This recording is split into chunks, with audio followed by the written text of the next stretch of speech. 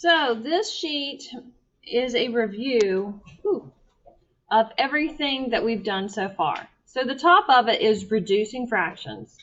So let's just pick one. Let's pick number 3. All right, because I know a lot of you want to go ahead and just divide by 2. Well, sometimes you can't do that because right here, 21 is odd. So you cannot divide 21 by 2. You have to factor. All right, so looking at our factors, we know it's always 1 and 12. 1 times 12 is 12. Well, it's even, so 2 times 6 is 12. Okay, and then the other one is 3 times 4 is 12. Now, I do not have to factor 21. I just start with the biggest number. Is anything times 12 21? No. Is anything times 6 21? Well, 6 times 3 is 18. 6 times 4 is 24. No. Is anything times 4 21? If you don't know, do your 4s. 4, 8, 16. No, those are all even numbers. So let's look at 3. Anything times 3, 21.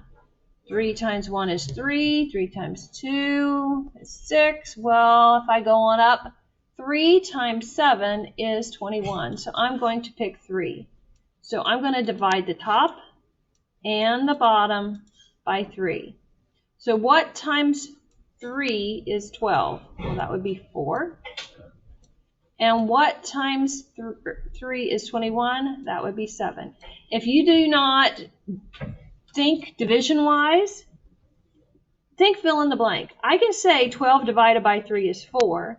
Or I can say 3 times what is 12? Well, that's still division. But sometimes if we think of it in multiplication, it's easier to do. So that's reducing. Then change into a mixed number. What kind of fraction is it? Improper. So you're going to throw it in the bracket. All right. This is the numerator.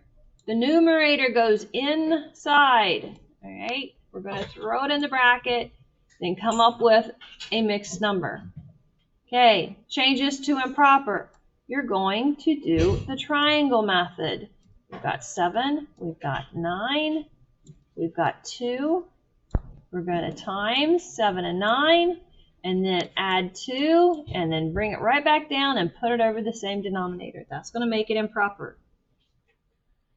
Now, adding the following fractions, you have to find a common denominator. And so on this one, I know my 5's better than my 4's, so I'm going to do my 5's. You don't have to do the smallest number first. If you are familiar with one number more, you can do it. Well, nothing times 4 is 5. Nothing times 4 is 10. Nothing times 4 is 15. Well, daggone, 4 times 5 is 20. So that is where I'm going to go to. All right. Now, I prefer you write them up and down. 3/4 and 1/5. And work it sideways because you don't have much room to work it in this direction. If you work it sideways, you can just keep going sideways. All right. We know we're making it to 20. And you just got to figure out what you times 5 by and what you times 4 by. Well, 5 times 4 is 20. So I have to use the numerator as the 4 and the denominator as the 4. And 4 times 5 is 20. So I have to say the numerator is 5 and the denominator is 5. All right?